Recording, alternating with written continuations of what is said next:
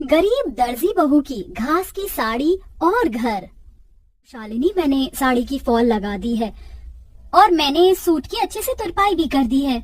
तुम दोनों का बहुत बहुत शुक्रिया। तुम दोनों की वजह से मेरा दर्जी का काम कितनी जल्दी हो जाता है, वरना अकेले ये सब कर पाना मेरे लिए बहुत मुश्किल था। बातें बाद में कर लेना, ये लो जल्दी से नींबू पानी पी लो। बाजार में तो नींबू के भाव चांदी के भाव जितने चल रहे हैं, तो तुमने ये नींबू पानी कैसे बनाया? वो पड़ोस वाली काकी है ना, उनकी नौकरानी आज नहीं आई थी, तो मैंने उनके घर के थोड़े बहुत काम कर दिए थे, इसलिए उन्होंने पैसों के बदले मुझे ये नींबू दे दिए। ये भगवान भी कैसे कैसे दिन दिखाता है। हम गरीबों को गर्मी के मौसम में नींबू पानी पीने के लिए भी हमें कितनी मेहनत करनी पड़ती है।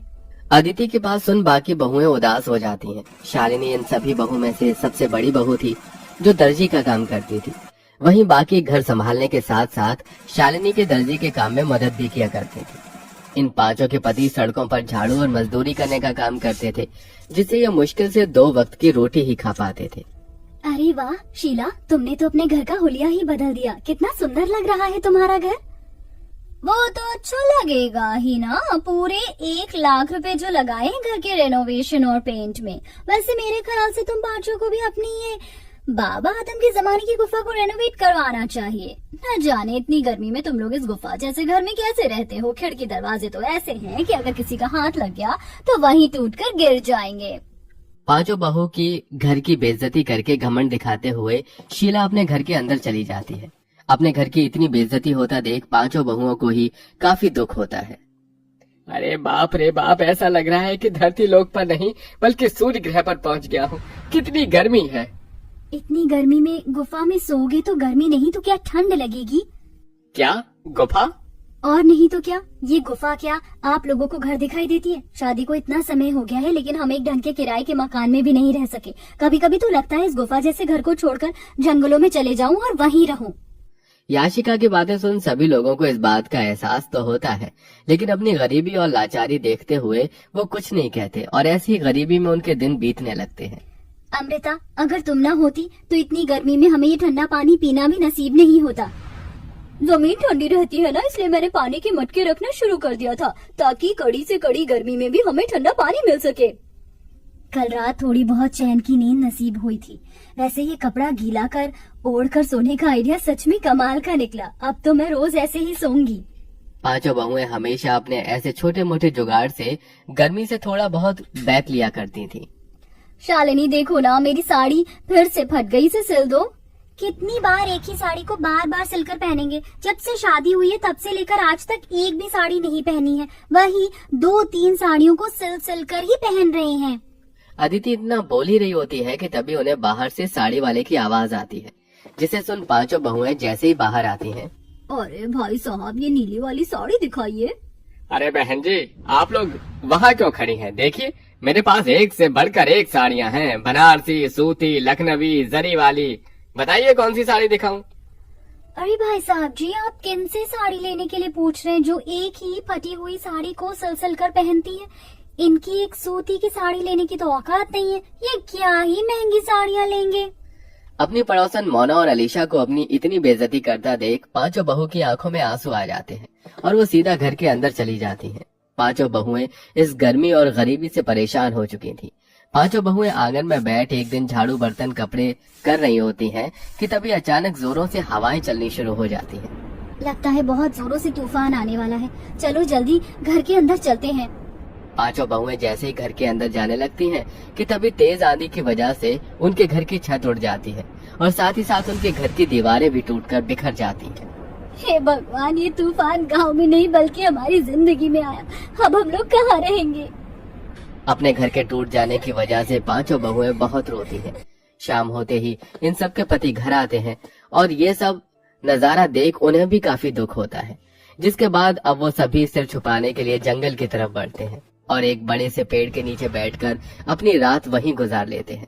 जहाँ ये सभी लोग रहते थे वहाँ पर एक बड़ी सी नदी भी बनी हुई थी जो तूफान की वजह से काफी गंदी हो गई थी, जिसे देख पांचों उस नदी की सफाई करते हैं और ऐसे ही उनके कई दिन गुजर जाते हैं।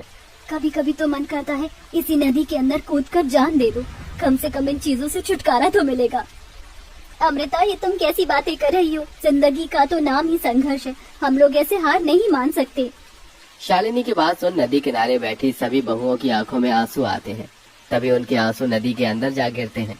उनके आंसू जैसे ही नदी के अंदर जाते हैं तो नदी के अंदर एक सुनहरी रोशनी चमकती है और देखते ही देखते उनके सामने नदी की रानी बाहर आती है। कौन हो तुम? मेरा नाम नंदिनी है और मैं इस नदी की रानी हूँ। तुम पांचों ने मेरी नदी को साफ किया, यहाँ आसपास सफाई रखी और आज तुम लोग बैठकर ऐसे रो रहे हो। बताओ, तुम लोग क्यों रो रहे हो? उस रानी की बात सुन सारी बहुएं उसे सारी बात बताती हैं, जिसे सुन वो रानी पांचों बहू को अपने साथ नदी के अंदर ले जाती है। उस नदी के अंदर की जमीन, मछली घर सब कुछ घास का बना हुआ था। ये सब देख पांचों बहुएं बहुत हैरान होती हैं। ये सब हकीकत है या कोई सपना? ये सपना नहीं, हकीकत है। ये घास जादुई घास है जिसकी मदद से तुम लोग कुछ भी बना सकते हो और वो चीज बिल्कुल असली चीज की तरह ही काम करेगी। तुम लोग चाहो तो यहाँ से ढेर सारी जादुई घास ले जा सकते हो। नदी की रानी, आपका बहुत बहुत। पांचों बहुएं उस जादुई नदी के अंदर से ढेर सारी जादुई घास लेकर आती हैं और सबसे पहले उन जादुई घास से अपना घर बनाने लगती हैं। क्या इस घास से हम लोगों का घर बन पाएगा? ये मामूली नहीं, जादुई घास है। नदी की रानी ने कहा था कि इस घास से बनी हुई सभी चीज असली चीजों की तरह ही काम करती है। क्या पता ये घास का घर भी हमारा असली घर हो।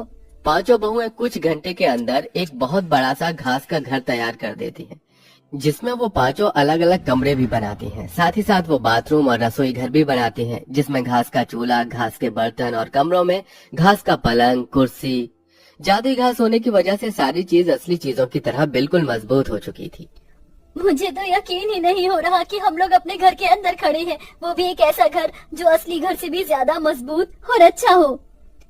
अब तो हम यहाँ आराम से रहेंगे। जादुई घास होने की वजह से हमारा ये घास का घर भी कितना ठंडा है। अब तो यहाँ हमें बिल्कुल भी गर्मी नहीं लगेगी। पांचों बहुएं अपने अपने पतियों के साथ आराम से घर में रहती हैं और ऐसे ही कुछ दिन गुजर जाते हैं। सच में अब तो हद हो गई है। मन कर रहा ये बची कुची साड़ी ले जाकर फेंक दूं। क्या हुआ अदिति, तुम इतने गुस्से में क्यों हो? गुस्सा ना करूं तो खुशी के मारे नाचूं। उस दिन तुमसे साड़ी चलवाई थी, देखो आज फिर से ये साड़ी फट गई। अदिति की बात सुन शालिनी के मन में एक ख्याल आता है, जिसके बाद शालिनी दोबारा उस जादुई नदी के अंदर जाती है और वहाँ से ढेर सारी जादुई घास लेकर आती है और अपनी सिलाई मशीन पर बैठकर कुछ घंटे के अंदर ही घास की बनी हुई 5 साड़ियाँ तैयार कर देती है। साड़ियों के बॉर्डर पर वो तरह तरह के फूल भी लगाती है, जिसके बाद अब जैसे ही पांचों बहुएं उस घास की साड़ियों को पहनती हैं, इस घास की साड़ी को पहनकर तो ऐसा लग रहा है कि मानो जैसे मैंने रुई की साड़ी पहन रखी हो।